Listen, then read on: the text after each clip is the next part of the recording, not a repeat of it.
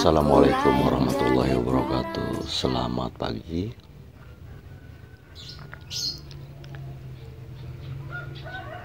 Hari Jumat,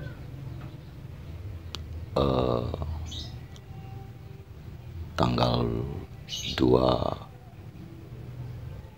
April 2021, posisi pukul 7 ya. Oke. Saya masih di rumah, belum berangkat ke kebun ya, dan nampak di hadapan kita yaitu tanaman-tanaman yang ada di polybag ya, polybags sana sebagian. Nah, sambil ngopi, biasa ngopi kalau pagi, ngopi dulu ya, sarapan terus ngopi. Kalau habis sarapan nggak ngopi kayaknya kurang mantep gitu. Oke, dan tak henti-hentinya kita melakukan satu penelitian mengenai tetap di budidaya porang ya. Oke, seperti nampak kita di depan layar ya, ada polybag yang memang dari styrofoam ini ya, bekas wadah buah. Nah, kenapa saya hari ini akan bongkar ini, yaitu perlu kita ketahui ini adalah umbi yang saya tanam terbalik ya. Jadi maksudnya seperti ini, nanamnya enggak seperti ini ya, tapi seperti ini. Dulu bibitnya kurang lebih sebesar ini. Jadi kenapa saya bawa ini ya, maksudnya ini kan ukurannya sama dimanapun, botol ini sama. Jadi ukurannya ini nih, kurang lebih sebesar ini tuh ya, sebesar seperti ini. Nah gitu, jadi kurang lebih sebesar ini ya bibitnya. Nah, ini saya tanam terbalik, dan yang saya pastikan, saya sudah untuk bentuk saya sudah memahami. Untuk masalah dibalik, nanti bentuknya itu tidak normal ya, tidak normal bulat gitu, normal kayak seperti ini gitu, jadi mantep bulat gitu, tapi kurang lebih seperti inilah modelnya. Jadi soalnya tadinya dia tumbuh begini nih, miring ya, miring. Nah, kenapa ini saya bongkar? Saya penasaran ya. Sebetulnya ini masih baru ripah ya. Karena apa? Ini saya tanam setelah saya tanam di kebun ya. Jadi artinya di kebun itu saya nanamkan, pertama saya nanam itu bulan Oktober tanggal 15-an. Jadi pertengahan bulan Oktober. Maka dari itu ketika kita selesai nanam, saya nanam nggak 1 minggu. Saya nanam sampai waktu itu sampai bulan November, bahkan Desember juga masih nanam. Itu, tapi yang Desember itu adalah saya satu untuk polybag ya, kemudian kedua untuk umbi besar waktu itu, karena memang ada bibit susulan gitu kan ya. Oke. Yang ini kita tanam sekitar bulan November, tapi entah kenapa kan gitu. Yang lain kan sudah masih ada pertumbuhan, seperti ini juga masih kan, sana juga masih, tapi ini sudah ripah kan. Oke. Dan di sini di dataran rendah yang 27 meter di atas permukaan laut ini, sepertinya banyak yang dorman awal ya. Artinya dorman itu belum tuntas dalam penunasannya. Yang bertunas lebih dari satu, penunasan belum tuntas ya. Jadi ketika tunas tersebut masih muncul lebih besar daripada tunas awal atau tunas sebelumnya, itu ada kemungkinan untuk berikutnya akan masih timbul tunas lagi. Dan sedikit yang kita istilahnya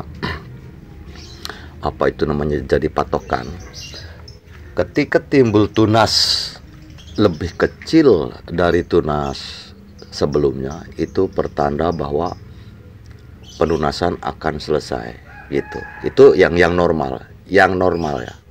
Ini kita bicara yang normal. Maka ketika tunas itu tumbuh lebih besar dari tunas sebelumnya, berarti itu adalah masih masa pertumbuhan atau tunas penunasan ya. Sementara untuk porang, ketika tunas timbul beberapa kali, itu dari mulai tunas kedua itu sudah merupakan satu pembesaran umbi ya. Jadi kalau kita pupuk itu sudah menggunakan pupuk generatif gitu. Jadi maka ketika ada yang tanya, Pak, pupuknya apa? Saya kira pupuk saya nggak macam-macam, sama kok gitu.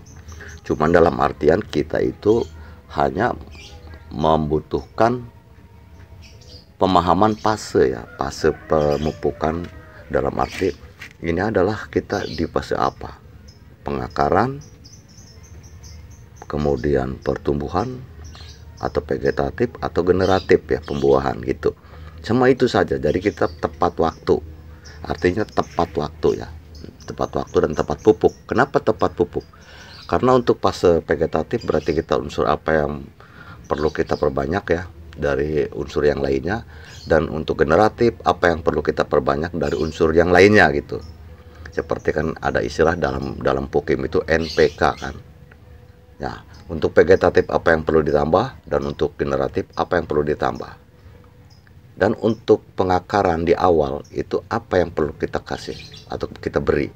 Seperti itu saja. Enggak. Jadi walaupun pupuk sama dengan yang lain, tapi kita mengetahui fase pemupukan.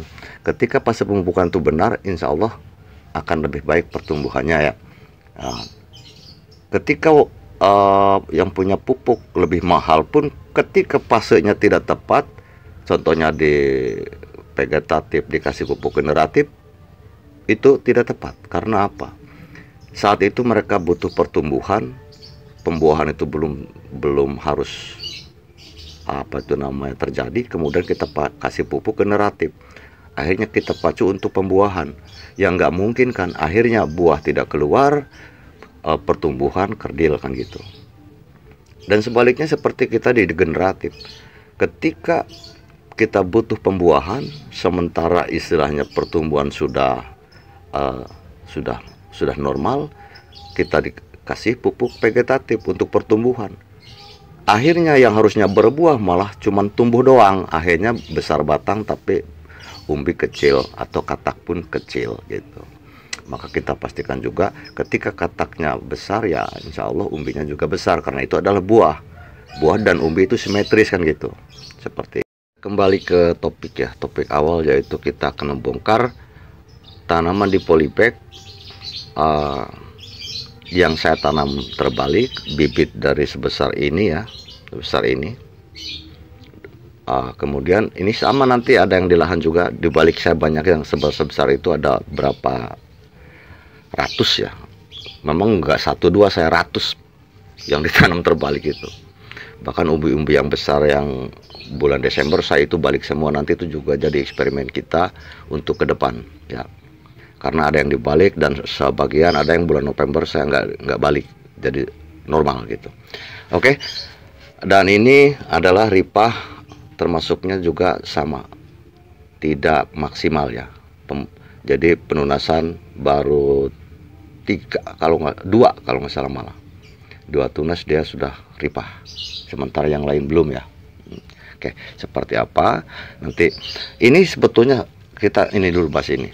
Ini sebetulnya ini juga saya umbi terbalik ya, dan juga bibitnya ya hampir sama seperti itu. Ini hanya 7,5 ons ya. Karena apa? Ini belum selesai. Ini tonjolan ini adalah tunas yang terganggu, artinya keburu ripah sebelum waktunya. Karena apa? Teman-temannya masih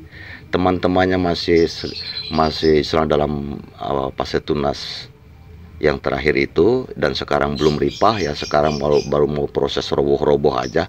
Nah ini sudah nggak ada. Ini adalah pembesaran yang ini yang terhambat. Kalau ini selesai, ini akan mungkin ada 1 kilo lebih ya. Oke, seperti itu. Coba marilah kita lihat ini ya, dan karena ini saya sendiri, kita ini dulu ya. Maaf kalau nanti kamera goyang-goyang gitu. Kayak goyang reggae. Oke. Ini real ya. Real. Seperti apa?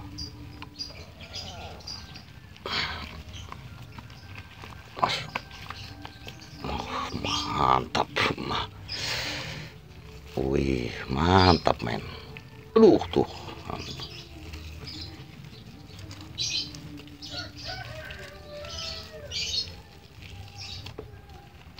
Nah, ini ada mungkin berapa ini? 9 on ya. 9 on atau lebih.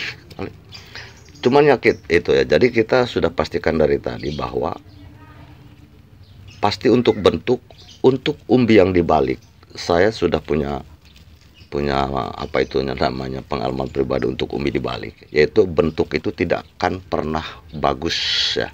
Jadi begini. Jadi ini kalau apa itu namanya ya, bentuk itu enggak ini, cuman bobot bagus. Jadi memang ada istilah orang tua dulu katanya untuk umbi dibalik itu dulu suwek ya, sebetulnya suwek yang mereka budidayakan dulu, karena suwek itu bisa dikonsumsi langsung oleh petani-petani kita, maka dulu yang ini kan itu suwek. Jadi ketika nanam suwek itu dibalik, maka saya penasaran. Tapi ya memang untuk bentuk ya kita juga nggak harus bulat gitu ya, yang penting kita bobot ya, bobot. Ini memang beda, ini kalau ini kan nggak tipis ya, kandel ya, jadi ininya kandel ke sini tuh kandel nih. Tapi kalau memang kita tanam yang biasa seperti ini normal, apalagi kalau bawahnya tanahnya agak alot ya, atau tanahnya agak keras gitu, kemudian cuman kita kasih bedengan atau gulutan, nanti dia akan melebar, bentuknya kelihatan lingkarannya besar tapi tipis ya. Jadi kalau untuk bobot mungkin nanti bisa kok bobotnya kok kelihatan lingkarannya besar tapi bobotnya sama dengan yang kelihatan lingkarannya kecil tapi tebal ya, tebal tuh ke sini ya. Kalau ini kan lebarnya ke sini ya, tapi tebalnya ke sini ke belakangnya gitu. Oke. Kurang lebih seperti itu ya. Ini adalah sebetulnya masih masa pertumbuhan juga ya, tapi mungkin entah kenapa ini sudah ripah duluan, maka saya penasaran ya seperti apa dan seperti ini ya. Jadi ini masih separuh, ini ke sini, ini harusnya kan udah rata ya tuh, masih. Jadi itulah porang. Kita juga perlu memahami pergerakan porang, artinya cara bagaimana mereka memperbesar umbi, dengan apa, yaitu dengan penunasan ya, kalau memang yang bertunas banyak.